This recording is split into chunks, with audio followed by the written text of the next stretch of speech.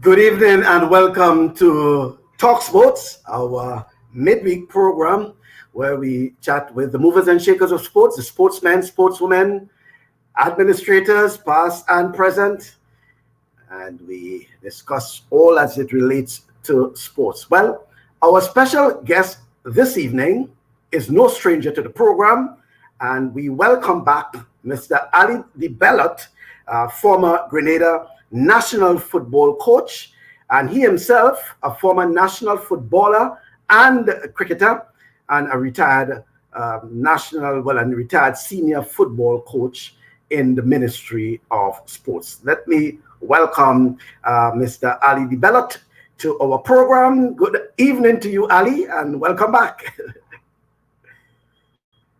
Yes, right. Good evening to you, and as I said, welcome. And it has been a few months, Ali, and I thank you for being part of the program. Your insights always stir up a lot of discussions after, I know, and we're looking forward to the discussion this evening. Well, Ali, as I indicated, we want to talk a lot about, football and cricket in particular, and some other sporting activities. But chief among them is the World Cup qualifying tournament, the CONCACAF Gold Cup, and to an extent, you have a little experience in more so the World Cup qualifying. I think you indicated that you have never had the opportunity to go to the CONCACAF Gold Cup. We'll speak about that. Then we'll talk about the cricket.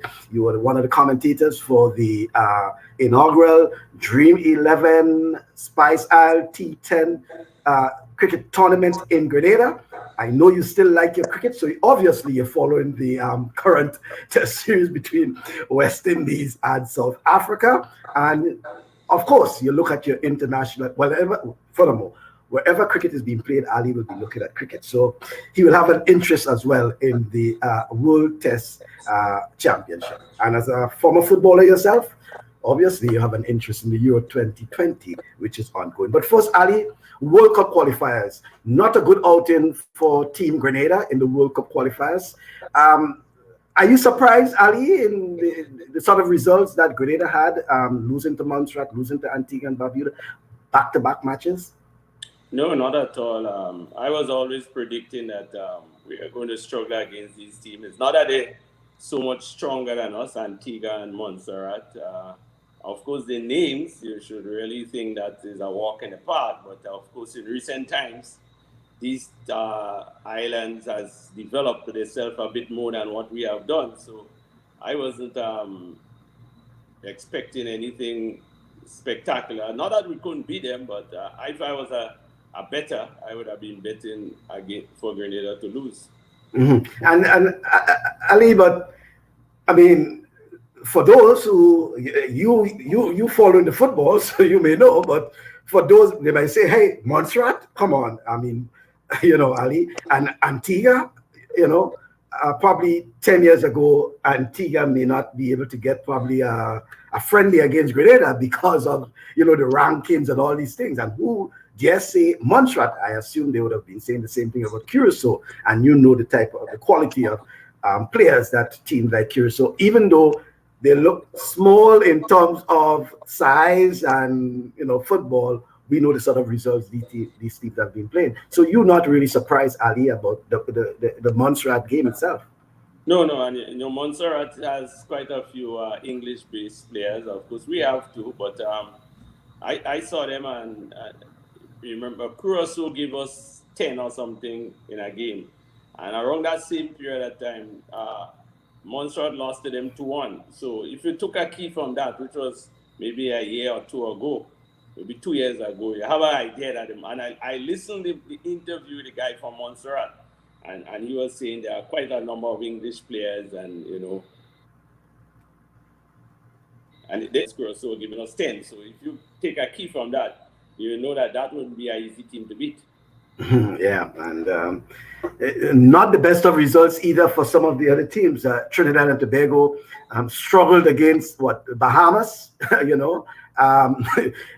Ali, and I think Bahamas is probably known for more baseball and or softball rather than football. So it tells you something, Ali, about the quality of football for some of those teams, Ali. Some of the favorites who you think would have probably moved on quite easily. Um, do you think anything has to do with the pandemic, Ali? No, no, no, not at all. Not at all. In fact, the pandemic should help because everybody was not playing. Everybody was at zero and we starting to go up. So, that should have given us a chance. As you have seen in a couple of the international teams where teams seems to be upsetting each other. So if we were, had quality players, I suspect we had a very good chance. But you mentioned Trinidad, and I think the whole Southern Caribbean. Guyana has done pretty poor. Trinidad and Tobago, Grenada, St. Vincent, St. Lucia didn't even take part. Of course, you can forget Dominica. So that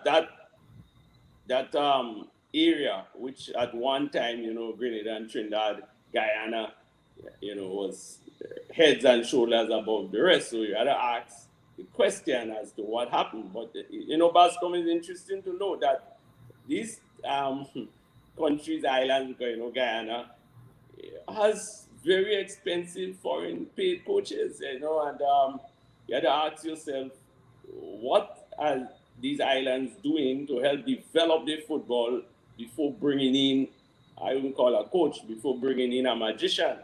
And I have seen with Trinidad, they already fired a coach now. So we have to look at what is being done in terms of development. I figure in Grenada for sure, in school now, Bascom, they are stop skip children. When you go in standard 1, then you go 2, 3. They don't put you in 1 and 3 because you tend to fall back. In Grenada, football is a huge skip. We have very little football at the primary school, none at all. We have very little at the secondary school. Our youth teams is somebody, imagine at under 19 where people are already playing professional football. You find some guy in charge of the team, no training. And then we have a national team, and I don't want to talk about our coaches at that level. And then you expect a guy to come and play good national football. And still between that, you have a very poor organized league competition in Grenada, conference and Premier League. So when you put all that together, and I suspect in all the islands, a similar thing happening. When you put all these things together, we are missing a couple things. We are missing incentives. We are missing recognition. We are missing youth development program. So when you're missing all these things, it's like a house that's supposed to have about 5 pillars and have one. It just won't stand. And that is where football has reached. And I think throughout the Caribbean, the administrators had to review. I had a long talk with the St. Vincent coach. And, we were talking about football. And he was himself very, very disappointed what is happening in Zambia. So I get the message of how this thing happened in the Caribbean. And if we don't look to put all the pillars in place, we could forget having a very strong or successful national team. Okay. So you're basically saying, Ali, it seems to be a regional problem where there is more emphasis, and to use your phrase, of bringing in a magician and paying magician fees, than supporting a structure, whereas we have coaches and others who building a foundation and not being recognized, not being provided incentives, and they are the ones who bring in players to a level or expected to bring players to a level for the magician. Okay, so you're saying we need to fix this. Yeah, I use the example prior to that, like the schools, like you go to Form 1, the teacher ain't get paid, Form 2, 3, 4. But in Form 5, because the guy doing 8 10, or 10 subjects, they're paying that person to try to get him to pass the subjects. And then when he pass, they get the bonus and they get the incentive. But in Form 1, 2, 3, 4 teachers get nothing. That will never happen in our school system. But that's what's happening in football.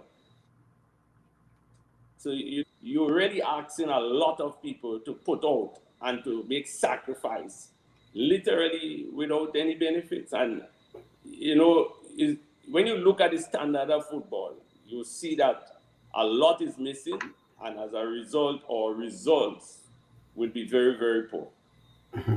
And results will be poor as well for the CONCACAF Gold Cup if things are not fixed, because the World Cup qualifiers one where you're playing teams that basically are wrong your sort of rankings. At the CONCACAF Gold Cup, teams that are of World Cup status, the United States, Mexico, teams that probably would have qualified for World Cup and things like that, Honduras, all these sort of teams. So what are your concerns, Ali? What are your predictions, whatever, about Grenada's participation in the Gold Cup? And for viewers, it is Grenada's third time at the CONCACAF Gold Cup. How do you think they fare, Ali?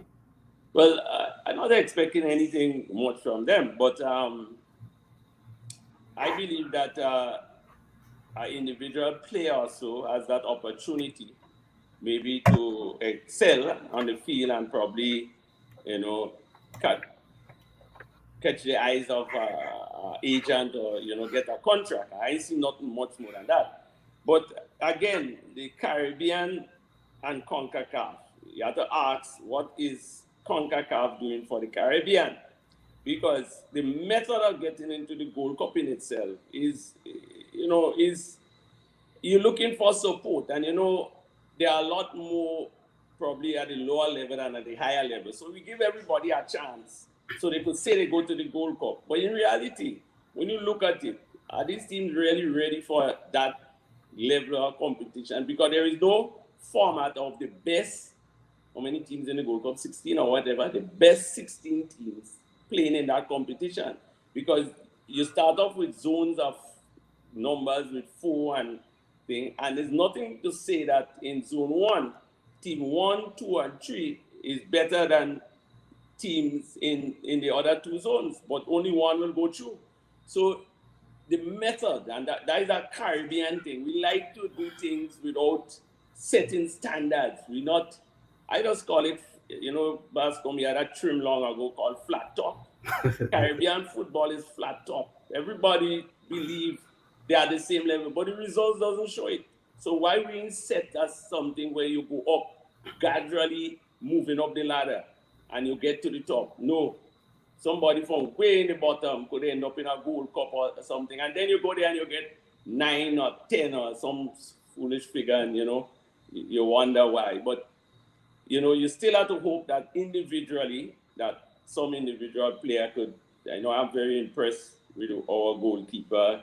There are 1 or 2 players that ain't looking too bad, and you just hope for the best for them. But in terms of results, I mean, as we all say in these games, anything could happen. Is a game, and you could never tell. But I wouldn't be putting much hopes on any good results in the Gold Cup. And for the Gold Cup, I assume only 2. Anthony Modeste, who played in the Gold Cup tournaments, the 2 previous Gold Cup tournaments, as the assistant coach, and I think Drake's is the goalkeeper coach, I think. Yeah, Desmond Noel. Desmond Noel, he was also one of the goalkeepers for the Gold Cup. So in the tournament. So I assume in terms of Gold Cup experience, they're the 2. I think I'm not sure if the technical director Jerry Alexis will be part of that delegation, because I knew he also was part of the team back then. But Ali, it also begs the question of whether there needs to be a refining or review of football in the CONCACAF region. The quality of football in the CONCACAF compared probably to South America, Europe, even Africa, Ali, and an important confederation as CONCACAF when it comes to FIFA. Do you think that probably we need to do a little more? We need a little more improvement in the quality of football in the CONCACAF region? But we could take from the South America qualifications, Brazil used to give Venezuela a lot of goals.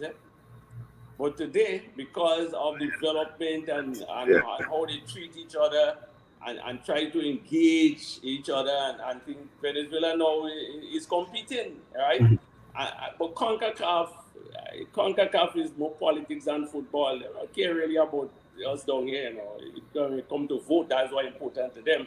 And they give you a little handout here, and they send a coach, and you have to pay a whole set of money, and you look as if you get something big, but the results and the development of the players ain't showing anything. And unless CONCACAF, I don't really too think on the CONCACAF thing, because strange enough, when they came with CFU, was to get away from the CONCACAF concept where Mexico and USA and them was dominating. However, they are going back now to a CONCACAF setting. And we are the little puppies down in the bottom there, and you get a trip to the Gold Cup, and you go in Miami and you're playing some tournament and you go there. We're going in Miami now for 4 or 5 years. Tell me one player you see go Miami that look as a footballer today. Every year we running in Miami at under 17, under 19.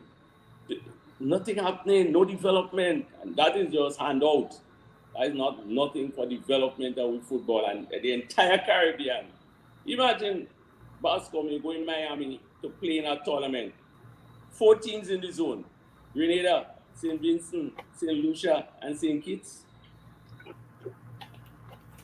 You can imagine that. So are you saying that they could have played that in St. Vincent? I said, Vincent, where you going in Miami and wasting a set of money and spending, and it's just ridiculous. And as a result, football is paying for it. You see, I don't say, Bascom, you're bound to listen to what I say. Check the results. Check the results and the quality of performance. And if we can't see that, then something is definitely wrong. Mm-hmm. So, what do you think, Ali, about more football being played among the islands? Yes, you could say that, we tied with the Grenada versus St. Vincent and, St. Lucia and thing, but do you think that these islands need to play more football and there's an opportunity for them to play more football among themselves as well? Yeah, well, you see, especially now where you're bringing in, all the islands bringing in what they say overseas and foreign-based players. I mean, we had it in our time, but we had a restriction. Now, our game in Antigua, one quote-unquote local player started the game, right? So that is 9 or 10 overseas players start the game.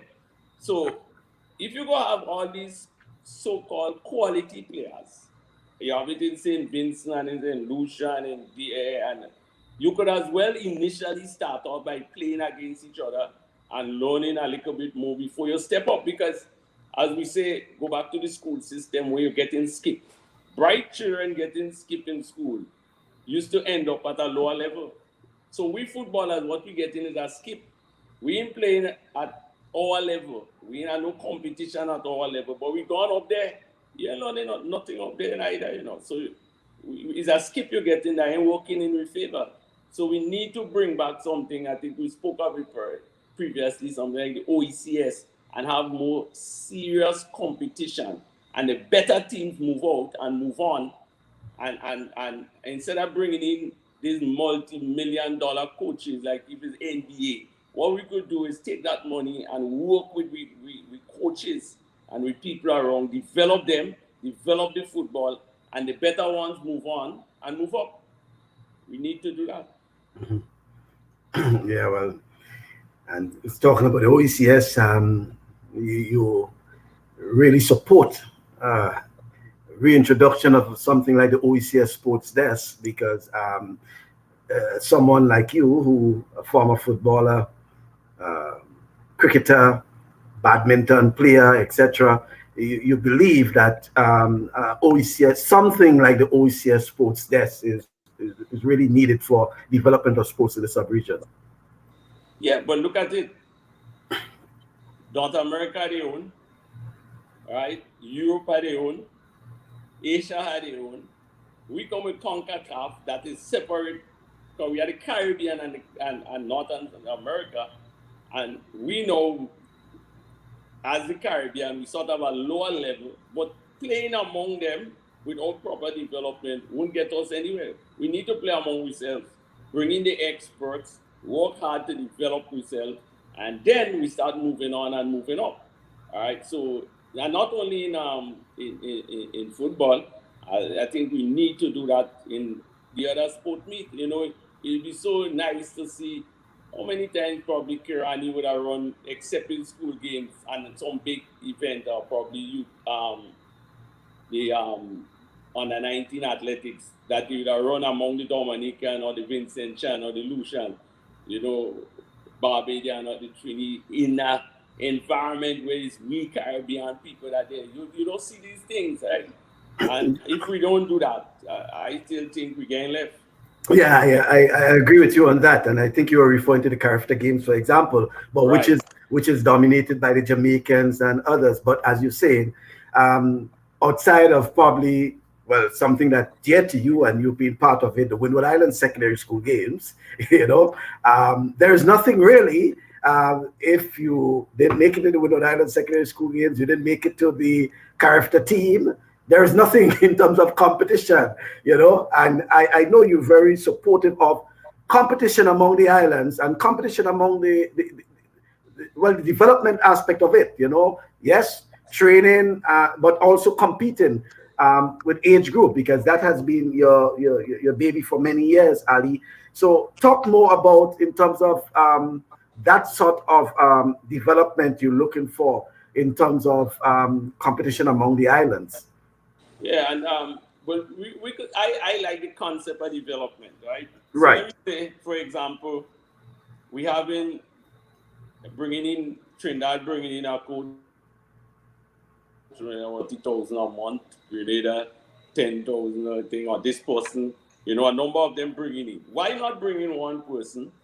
Give them a thing, let it work with the coaches around the Caribbean, around the region, all right? And use them as observers to go and watch to see that the right thing is being done, the proper training program or the development. And let me try to develop your own self. Starting at the national level, where you bring in people to coach the national team. That is when you have a good structure in the bottom, and now you reach up there and you want somebody at a high level to take control. But we ain't reached there yet. What happening to the bottom? So I think we have a lot of work to do if we want to see Caribbean.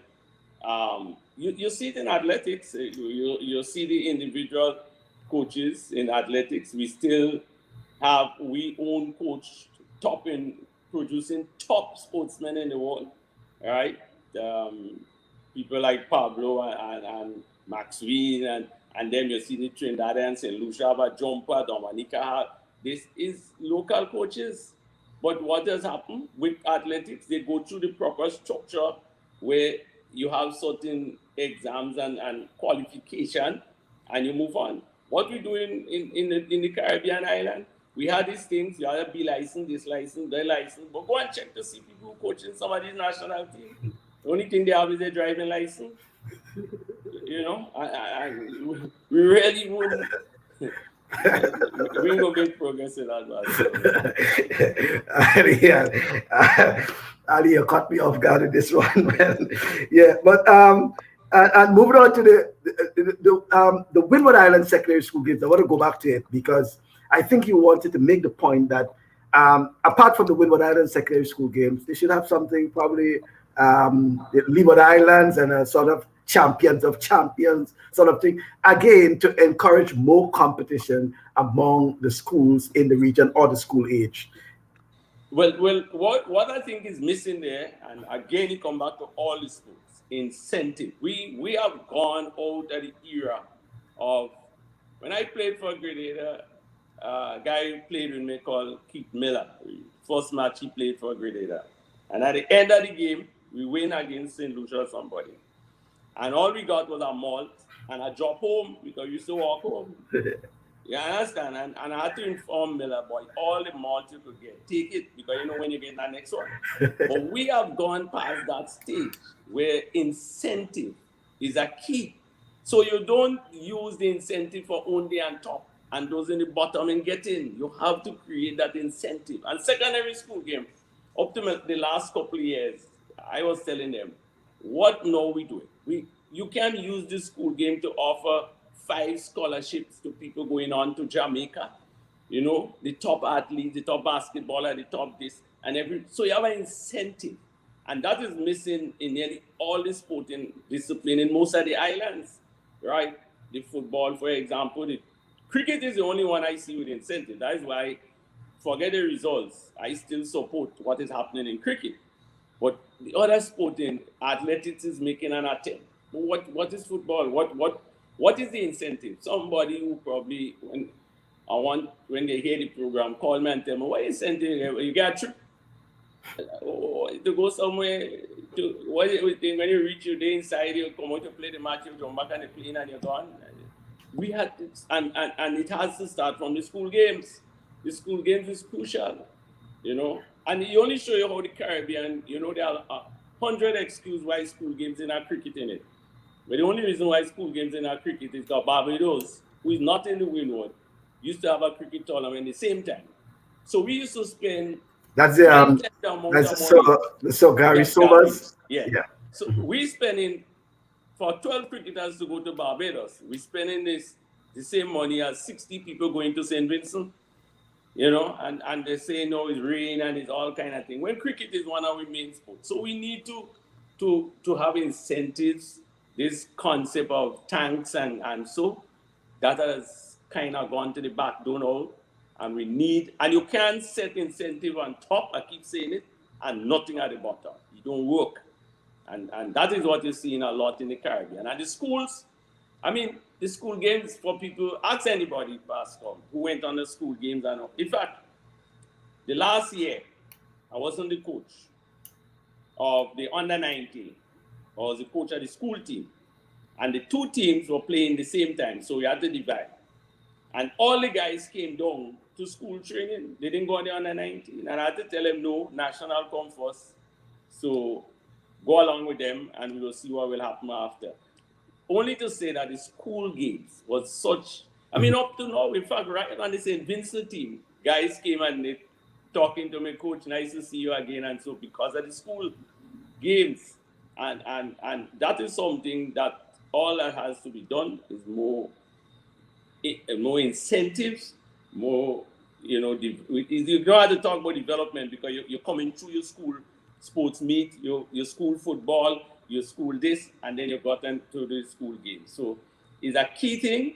It needs to be extended.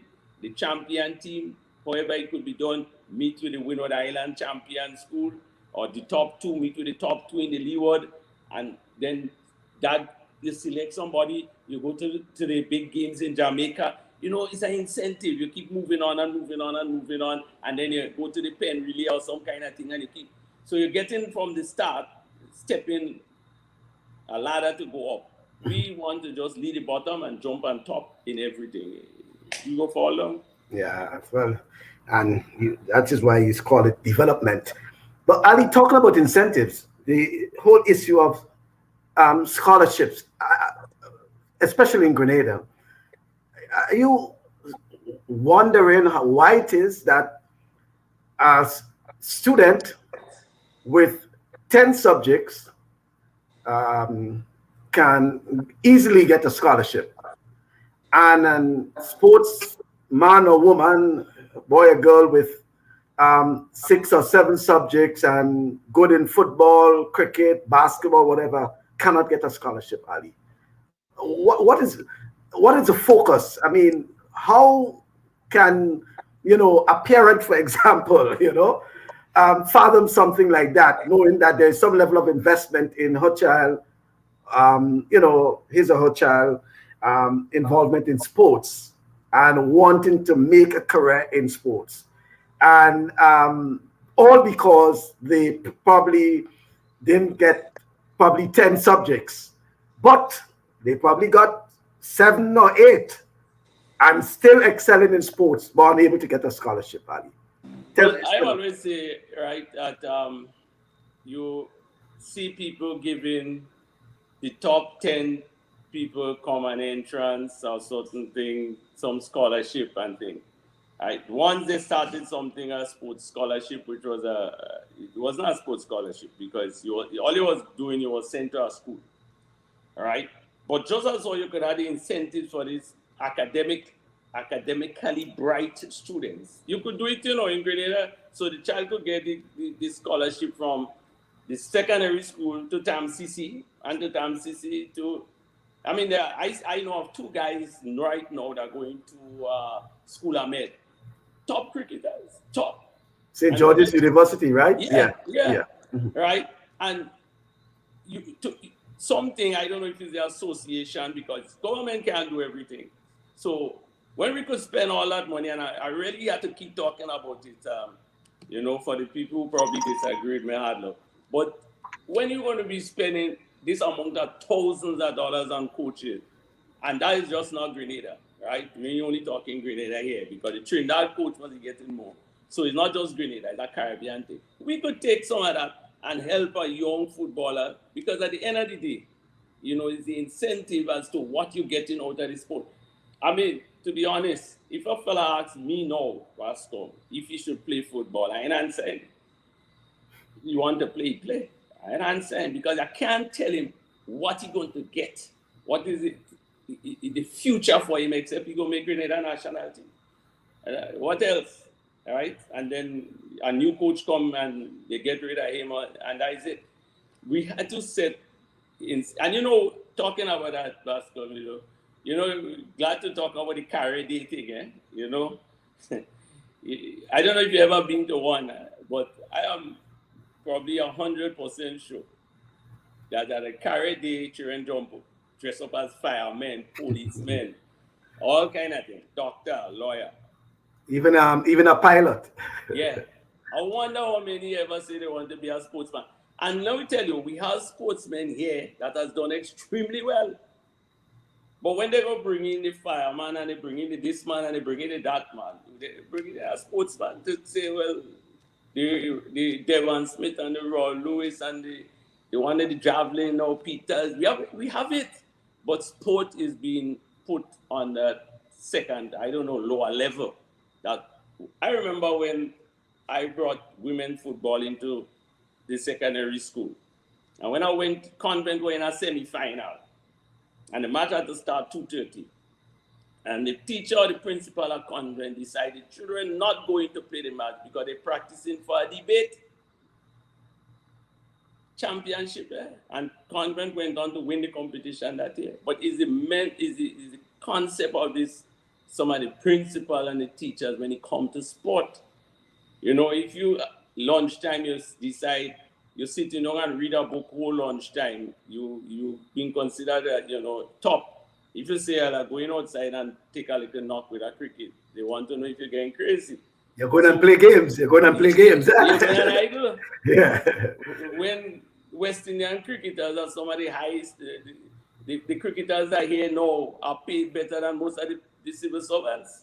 So why a little more emphasis in put to help? And the more we have, is the more competition there will be, and the chances of us getting better will happen.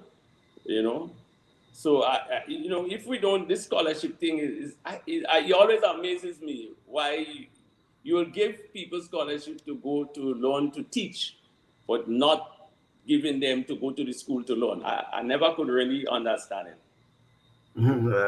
Big disparity in terms of that, and as you indicated, it's also a mentality in the school system as well towards that when some form of appreciation, Ali, of the importance of sports to the development of society, to the development of the country. Yeah, well, when you're talking about appreciation and recognition and so, I like to call some men, but I won't call. You have about 5 guys, coaches, that all coach Grenada. Successful. All still around football, basketball. But none of them is involved with anything with national football. Because as you reach maybe in your 40s, you get old, they don't want you again. And as a result, we have no progression. Everybody coming and they starting. Some people doing as if football starting Grenada in the last 10 years. It just starts. So everybody knew how to take control. And it's just a trampling, something that trampling on the sport. You go wrong. The last game that I was playing last Cup, there were 5 or 6 guys standing up by the gate watching it. Yes, it's the COVID and people couldn't go in, but I can tell you, generally they just be there. Listen to some of the names. Bob Boyhood, 40, Patty Modeste. You know why? I guarantee you that none of these guys, when Grenada is playing, is given a pass to go.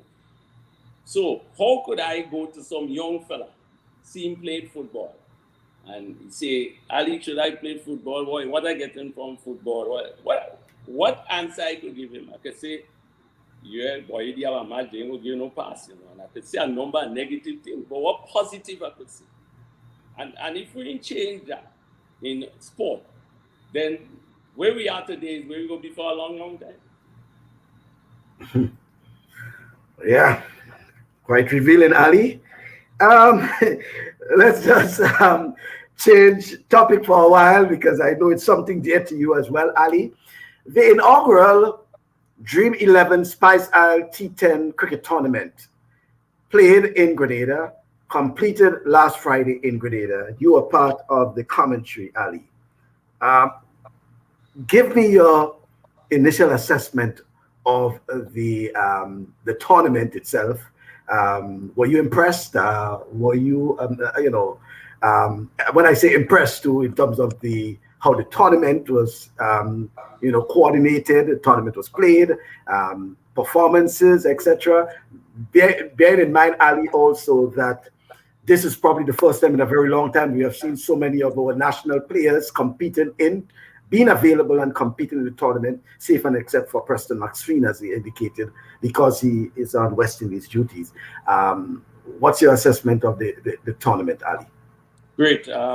It's really a good performance by the administrators and all was involved, the players, and a lot of the games were led by the people who you expected to lead, the Devon Smith, the Fletcher, the Cato, the Ryan John. These guys really came to the forefront. The matches was on time. The protocol was there. The hitting of the sixes and the quality of the output of the games itself, the TV setup. It really surprised me, Bascom, the way things going, particularly with some of them other sports, This cricket was really a class. But you also have to remember that a lot of these cricketers are involved in other programs. I still a little concerned about how they are being worked on in terms of development.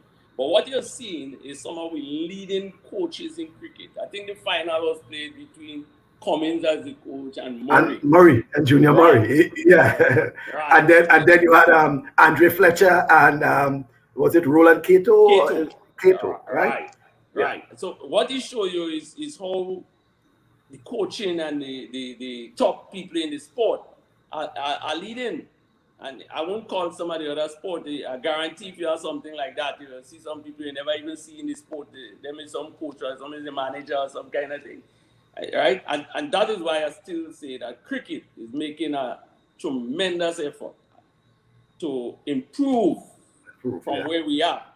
And I think that 10-10 was, a special performance. It was really, really good. Really, really good. The quality of the cricket, the catches, the batting, the sixes. There were 2 or 3 balls drop on top of the stadium. And I saw nearly all the games. That is tremendous hitting. Fellas were hitting balls way in the back of the popular. And in fact, I had to actually advise a lady that she and a little child shouldn't come close to the front because there were so many balls going in the stand.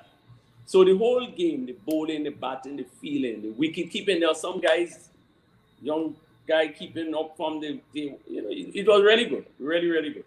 Yeah, well, and I think there was also a player or 2 from Carrick who I understood, and and to me, that spells well for the development of cricket and recognition of cricketers, not just on the mainland. Caribou has always been left out in mainstream sports for many years, and I think it augurs well. Yeah, and I want to go back a little on Caribou when it comes to another sport. They have a representative, but nothing happening Okay, in yeah, Caribou. yeah. But they representing Caribou in another sport. Right. So we'll go back to that. But Ali, but you mentioned something about the Dream 11 as well, that the commentary, the quality of the broadcast, I think that is what I looked at some of the reaction from the fans, especially in India. Okay. And they were very, very impressed with the quality of the broadcast, albeit they probably thought was a international broadcast, company, not known as a local, company that was basically doing something that is basically developing. And, kudos to Richie Oliver and his team, TR Communications, because they did a wonderful job. And the feedback, I can tell you, because I was able to look at some of the matches live, and then some, after. But and then look at some of the comments, the English comments, because they had some of it in their local languages. And it was an opportunity for Grenadian cricketers to be exposed to a cricket crazy, continent, And from what I'm hearing, the sponsors are very, very impressed with how the tournament was conducted, how the tournament is coordinated, and I wouldn't be surprised. That's what I'm hearing. I would not be surprised that they come with a second edition before the end of the year. That is what I'm hearing, But even the bookies, even the Indian bookies were very, very, active. Every day I was getting my alerts of whether it's Devon Smith or Andre Fletcher. Obviously, they are big names in international cricket, but the Indian bookies were making their bets as well. Yeah, and it's good to see a sport that recognizes the people that worked, And cricket is one of them, A lot of people was involved in it, And the incentives were obviously to cricket have incentives, And I think that played an important part. But it was a really good competition, very, very good. And the ground, of course, is top class. The groundsmen did excellent job. They were always there and getting the wickets ready. And Queen's Park, as rain stopped fall, cricket could play. So it really, really, really, and the game was shown in some of the other islands, right? Mm-hmm. And again, very, very good feedback. Yeah, well, talking about very good feedback, I'm not sure if this is very good feedback. The ongoing test series between West Indies and South Africa, disappointed results, Ali. Not what fans were really looking forward to, especially coming on the heels of their successful tour of Bangladesh. Well, I like test cricket. So when I sit down to watch a test match, I sort of mentally prepare myself for 5 days. So when in 2 days the game done, I mean 2.5 days or something like that. But I think West Indies cricket now, a lot of effort is being made. A lot of old cricketers are being asked to speak to players, mentor. Some of the other sports don't do that. They don't believe in that. But cricket is doing it. But I still think we have to go back to the question of when we spoke of Carey. A cricketer goes to school and he's not groomed to be a cricketer until sometime after he leaves school. I mean, I know one of the cricketers that reached nearly on West Indies team, and probably about a week before I spoke to him, he tell me, boy, he giving up this thing, because you're not groomed. When you're in Form 1 or Form 2, you play cricket, but there is no teaching of cricket. I remember Raw Lewis, when he came to work in the ministry, he made the point that is when he learned how to catch properly, but he was a good catcher at the ball. But that is when he learned all the basics about catching. That is after he played Test cricket. So on the way up, the Indians, the Australia, and all the big countries, people are being groomed and teach and taught to play. we at some point realized we could play, and then we find ourselves on a West Indies team. And we might have 10 key points in a stroke, like the drive. We only know about 4 or 5, and 5 of them could be exploited and get us. But I still hope in the second match that, one good performance like what happened was Bangladesh away, where somebody make 200 and something.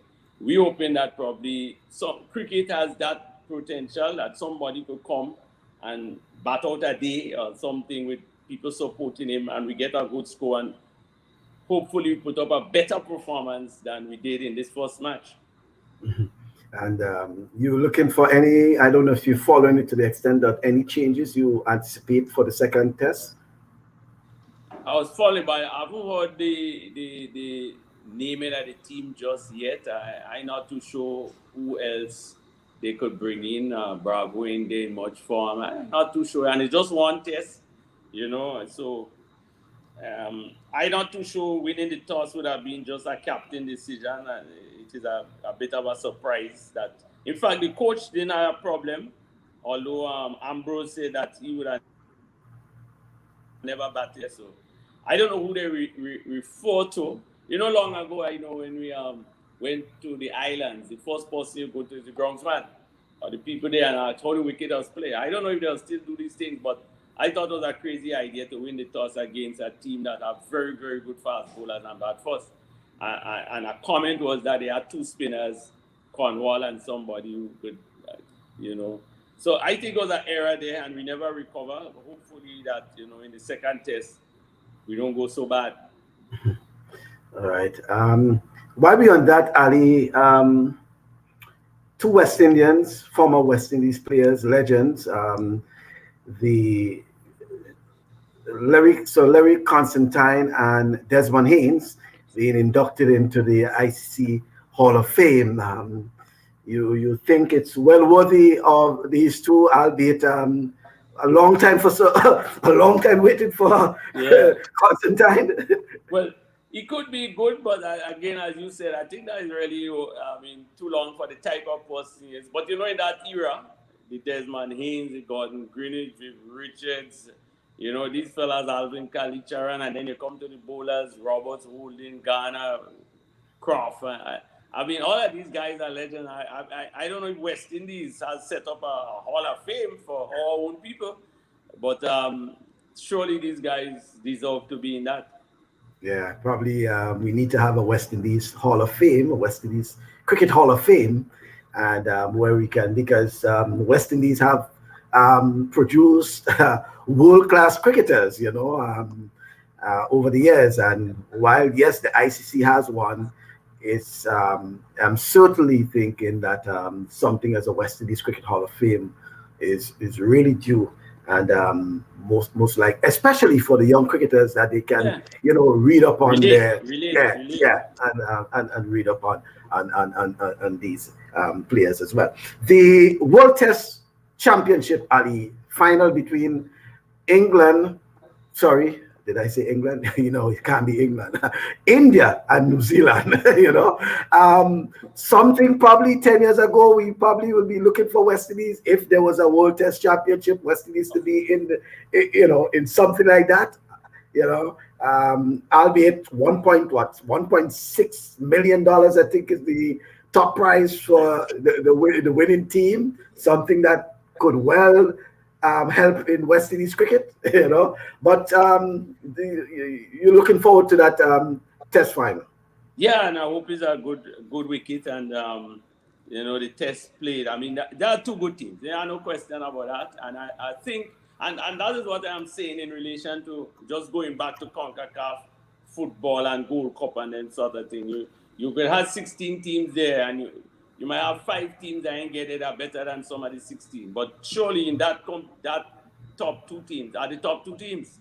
And, you have no question about it. You might have something on the day that a wicket or something, and you ain't get a good performance. But I think it's the top 2 teams. And, I think they stayed really long to have something like that, where you have somebody who could say is the top team. They've been having it so long in football, the World Cup champions, and it takes us so long to get there in cricket, but And unfortunately, coming an era when we might never get there in a hurry, West Indies. But it's good to see that.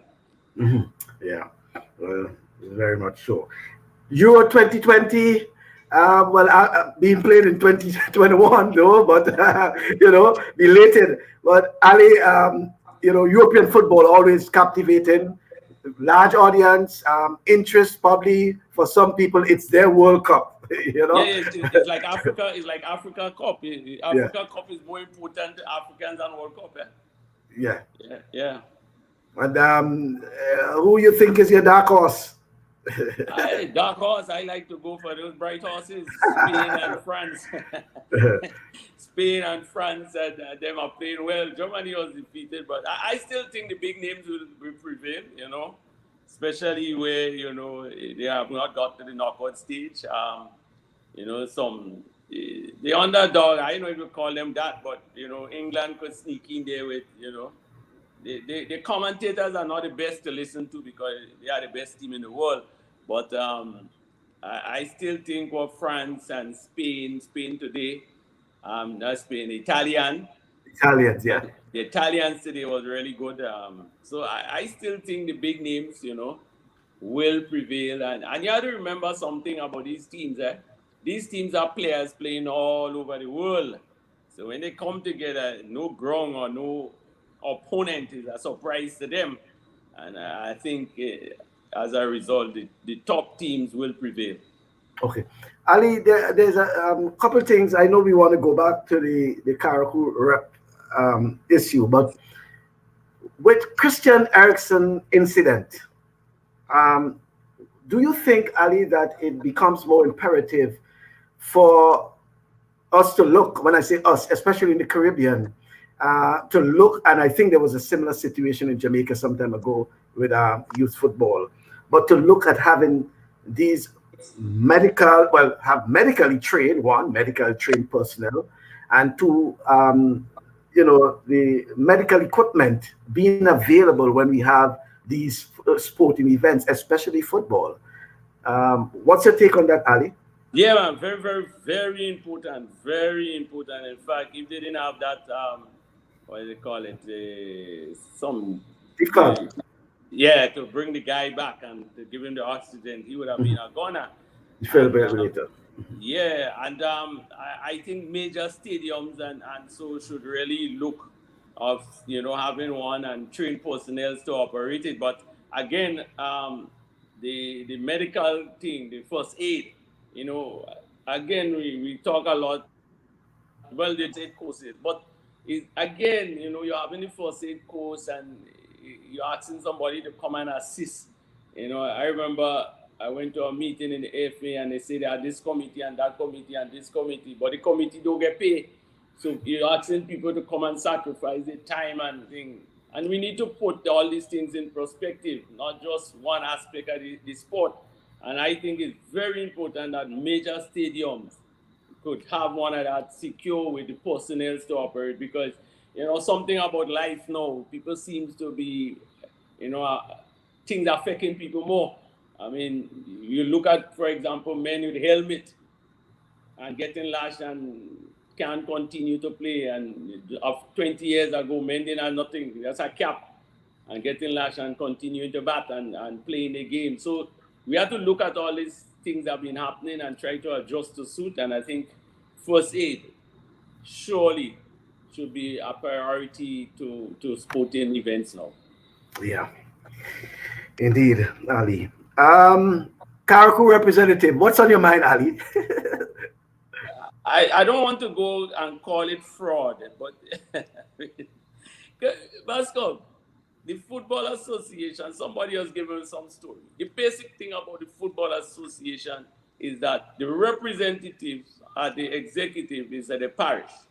When St. David's had one club, they couldn't have a representative. They had to join with St. Mark's, right? Karakou does not have a club in the FA, but they have a representative, and they're not playing nothing. I talk to a certain coach in Karakou all the time. When you're bringing on Karakou to play, you're paying for the boat, you're paying for hotel, you're paying them to play, and nobody in training. I mean, that is a joke. They have a representative that has nothing organizing Caribou about football. In fact, he should not be there. Openly, they could come after and uh, approach me. He should not be there. He doesn't represent no football club, and he has no right to be an executive member. But aren't there some changes to the constitution that gives Karakou the right to have a representative? At council meeting, maybe, but while at the executive, who he represented? That is the bottom line of basketball. Who is he represented? Just the name Karakou? Well, boy, we parted. How Pity Martinique had to send one, and Governor's Island had to send one too. If you're just looking for people to represent, he has to be representing somebody. He's not representing anybody. So maybe he could come in council meeting where he could say something and hear what's going on and try to form a club or form a league. And when that is formed, we could look to see. That is a joke, man. Okay. He getting things off his mind.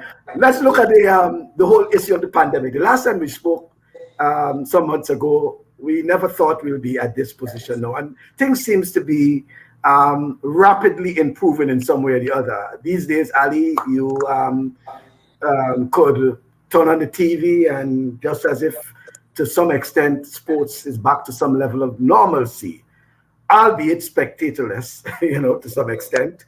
Whether it's the tennis, French Open, whether it's, as we say, football, we have cricket, we have track and field, just name it.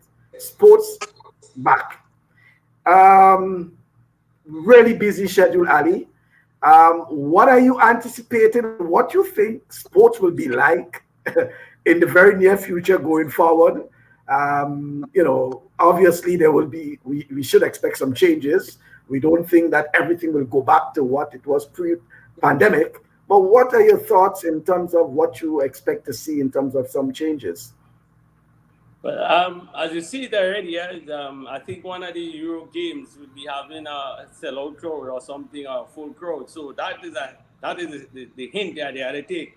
And I suspect by the next 3-4 years we should be fully back. But in the meantime, I think there will be a lot of issue. The vaccine, for example, whether you should have crowd, whether you shouldn't have, Some people will say that you're sitting down close in a bus, so why you can't sit down in the pavilion. There will always be issues, but I think I like to follow the experts. I like to think, follow from what they say, and probably, hopefully, the vaccine, hopefully that, that will form some immunity to people, and we are able to get back and continue sport. I mean, sport without spectator, I saw the cricket, and, I was commenting that the players came with their own energy among the noise they were making, and so, but, it's always a difficult thing to play without no spectators, but, but it's so long, and I hope that in quick time, that we'll be back to normal. And I think when we get back, there will be a lot more sports. I think the pandemic has shown that a lot of things could happen, and more sports will be played. Mm-hmm. More sports will be played, Ali. That's your prediction. But whether or not will be played, and whether we'll go back to the same, well, as some would say, the same old khaki pants to some extent, because as you indicated, the pandemic would have shown that we need to start thinking outside of the box. God forbid we have something like that again. How do we get around this thing? How do we face these challenges and things like that? So no one expected us to be in this situation as it is. Everything just declined rapidly at a rapid pace, so there must have been some best practices that sporting associations, football, cricket, whatever, would have. Well, the cricket, for example, has what they call the bubble, West Indies and England used it, experimented with it, and it worked well for them. But there must have been some best practices, and hopefully that, going forward, we will see something change. Yeah, well, the bubble, as you talk about that, the Venezuela team, what happened to them, right? They had to play nearly a complete new team for the game against Brazil, right? So I think this thing will be here for a while, right? That's one of the things. And people will have to protect themselves and we have to use best means possible based on what the experts, I figured that lockdown, there are a couple of universities that was operating in healthcare because the amount of people that know so many things now, it's quite amazing. But I think you have to get to the right source and try to follow, and hopefully, it gives us a chance to reflect. I think the Caribbean football should reflect what's happening. I think they had a lot of time home to reflect. I hope they do. Cricket, let us hope that changes, out of bad in terms of the effect of COVID should come good. That would be a good way to move on. That things have changed and we put things into perspective and we get better footballers and better athletes and better cricketers. And you could say that started when the pandemic started, and look how we have changed. And if we could do that, I think we really put the pandemic behind the back. Okay, then. I want to thank you very much, Ali Debellotte. Always interesting and, thought-provoking, Ali Debellotte. I will recall some of those challenging terms you gave me.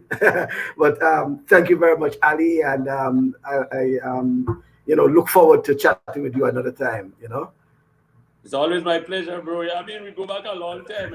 You was the media man. I think you were there in the first FIFA. Yeah, I've been UEFA, when I won my first FIFA tournament. And I mean the commentaries also helped me to win the first FIFA. If I was getting the kind of money like some of the coaches getting today, I could bring you down and. Yeah, I appreciate. Thanks very much, Ali. And I did listen to you as well in terms of the cricket, and I thought you brought a nice perspective in terms of the cricket, knowing the players. And knowing the game itself too, brought up a great perspective on the game. Thank you very much, Ali. Yeah, you're welcome. So, folks, that's Ali Debellotte, a former national football coach in Grenada, speaking to us from St. George's. And Ali himself, a former national footballer and cricketer, and he was also a senior football coach in the Ministry of Sports in Grenada. And Ali, during his time now, providing perspective, like commentary on, well, more so cricket. He spends more time with cricket than football, even though he excelled in football as well. Yeah, thank you very much, Ali Debellotte, and thank you, folks. That's our program for this week. The invitation is yours to join us the next time for Talk Sports. I'm Michael Bascom. Good evening.